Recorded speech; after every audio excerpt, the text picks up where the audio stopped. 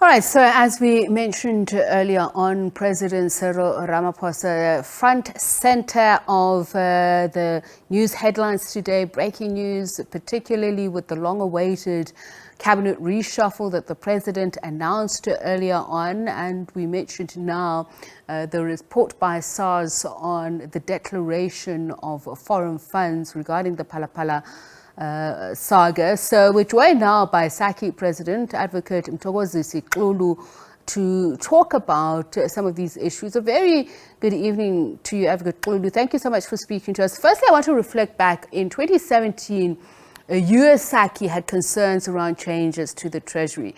Do you consider the more financial aspects of the reshuffle when you look at whether or not there was a good statement or the whole bouquet? We saw quite a number of deputy ministers who were added, and as was rightly pointed out earlier on, that there's a good gender quantity in terms of the numbers.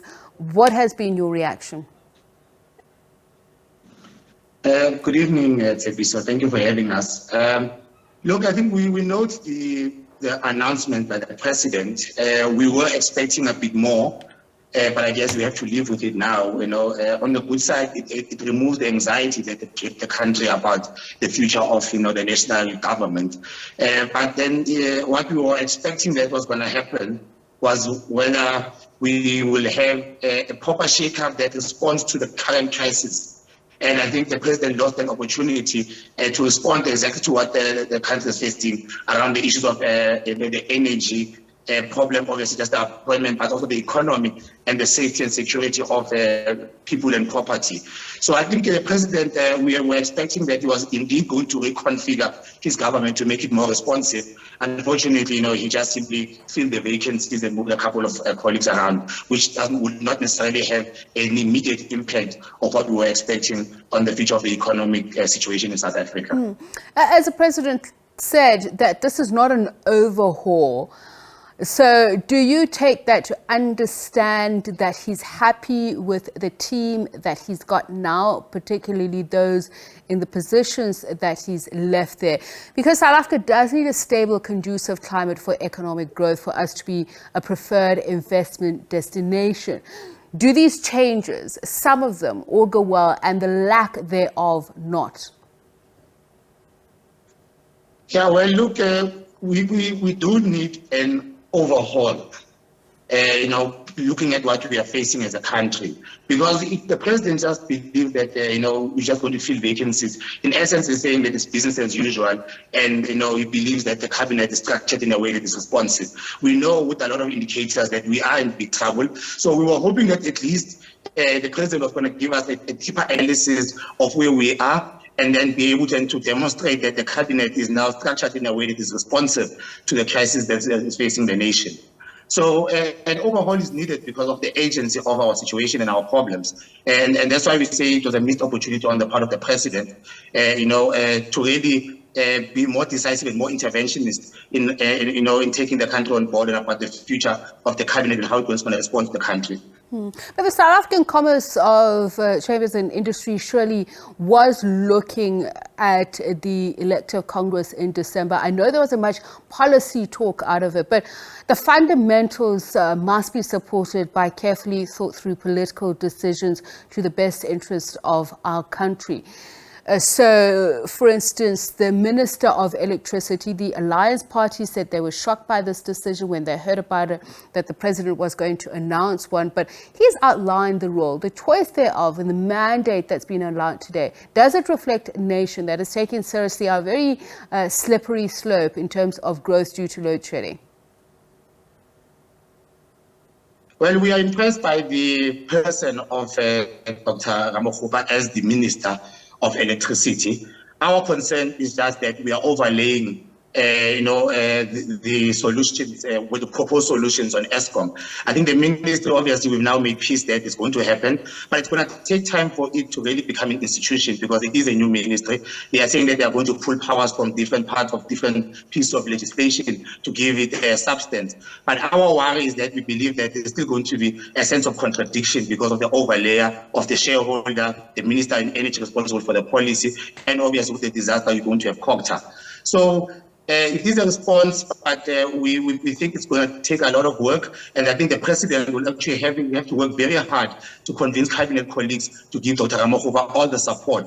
Because if it's really going to make a difference, you'll have to have the necessary political weight, but also be savvy enough to navigate the problems that are facing ESCOM, which are going to be both or three fronts, actually, technically, socially, and politically. So the president will have to prove to South Africans that this indeed is an intervention and make sure that the egos don't clash with the qualities that are responsible for the total resolution of the ESCOM crisis. You spoke about COCTA as a portfolio. Thembing Gadimeng has now been announced as a minister of that portfolio. Are you encouraged by the choice? What kind of expectations would you have for her, from her, especially now that the president, although he said that the Minister of Electricity will be emboldened, galvanized, shielded by the state of national disaster, but that also applies to the Minister of COCTA, that they will have some level of authority that they gain from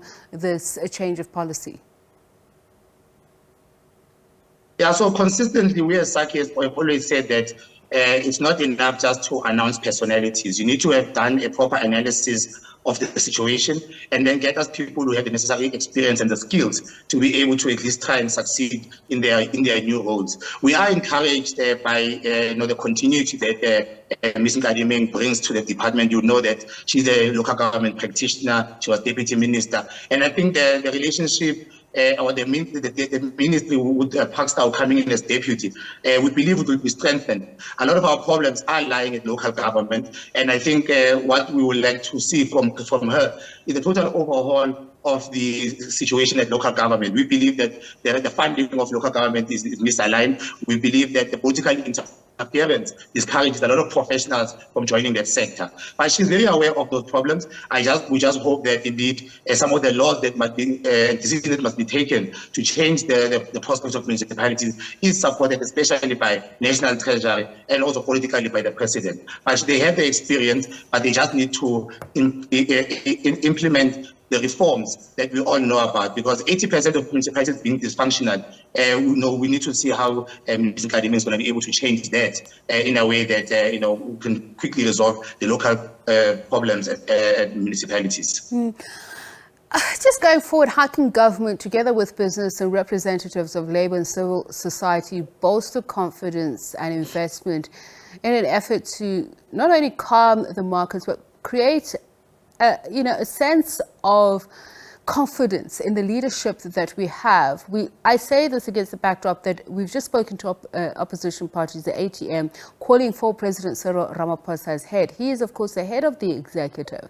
They serve at his pleasure. And although it's a collective leadership, all of these parts in society have to work together in tandem. Yeah, well, look, that's why earlier we were saying that it was a missed opportunity in the sense that the president could have at least also demonstrated that this reconfigured government will also be able to fast-track issues such as social compacting. For instance, you know that the social compact that was supposed to take us into the future is now late by a full year. It was announced at the SONA last year, and it's still not taking shape in the way that South Africans would have expected. So we are hoping that in the announcement it will also demonstrate a sense of intensity and urgency about how we fix the problems that have been lying on his desk for a very long time. But I think that how you demonstrate that is by purposefully demonstrating that some things like the public-private partnership framework can be updated and reformed, and have real initiatives that are led equally by business, government, and labor in a demonstrative way. Because I think we talk a lot about social compacting and our level of collaboration, which is good because it means that we are polite and we respect each other. But I think South Africans and the world will want to see tangible things that we are working on together to demonstrate that indeed there's collaboration. And hopefully the president will revisit his notes and take us into confidence in the next few weeks on how this cabinet indeed is reconfigured to be able to promote and deliver on something like the social compact and an updated public-private partnership framework. All right. Thank you so much for speaking to us. Much appreciated. SACCI President Advocate Mtho Xulu just responding to the cabinet reshuffle as the South African Chamber of Commerce and Industry